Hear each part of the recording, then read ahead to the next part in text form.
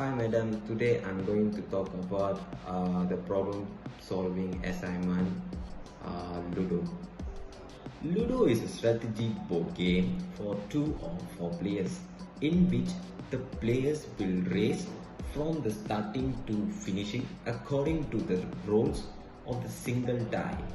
Like other cross and circle games, Ludo is derived from Indian game named Pachisi, but Ludo much more simpler. Pachisi was created in 6th century.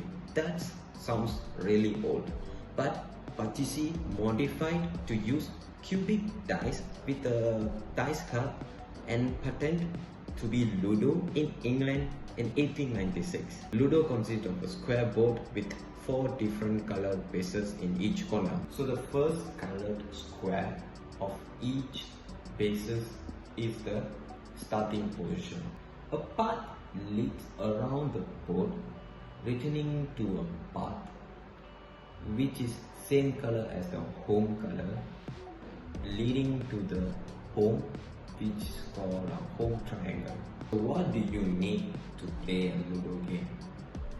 A Ludo board, 4 different tokens, which is yellow, red, blue and green, and 6-sided dice. Let's play the game. Each player rolls the dice. The highest roller will begin the game. The players alternate turns clockwise direction. To enter a token into play from its yard to its starting square, a player must roll a 6.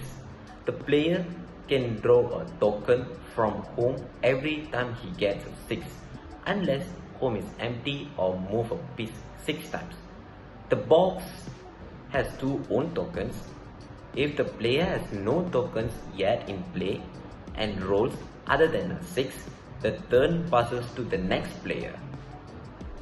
Player must always move a token according to the die value rolled. Once a player has 1 or more tokens in play, he selects a token and moves it forwards along the track the number of squares indicated by the die. If an opponent token is blocking your pathway, you will need to land on the same spaces as the token to capture it. You cannot move past the token. Passes are not allowed. If no move is possible, the turn moves to the next player. If the player cannot draw a token from home, rolling a 6 earns the player an additional or bonus roll in that turn. If the bonus roll results in a 6 again, the player earns again an additional bonus roll. If the third roll also a 6, the player may not move and the turn immediately passes to the next player. If the advance of a token ends on a square occupied by the opponent token, the opponent token is returned to the owner's yard. The returned token can be re-entered into a play only when the owner rolls a 6. If a piece lands on the same space as another piece of the same color, the pieces are doubled and form a block.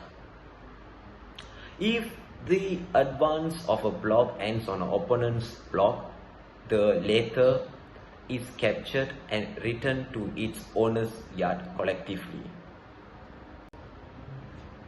A player's home column squares are always safe, since no opponent may enter them. In the home column, you cannot jump over your token. To roll the exact number needed to get each token onto the home triangle. Those squares marked with the stars are also a safe square. When a player piece has reached the home column of its own color, the piece continues its moves towards the center to its home triangle.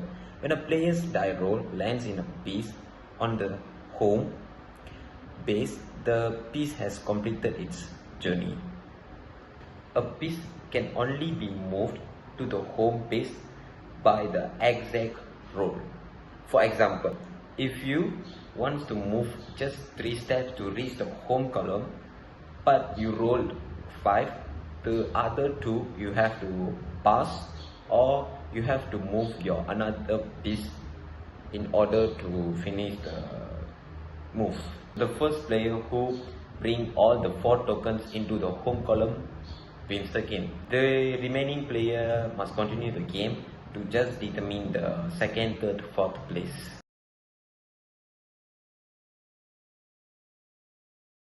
The type of problem solving involved in this game is informational problem solving, which means I have to follow all the rules, cannot break into anything.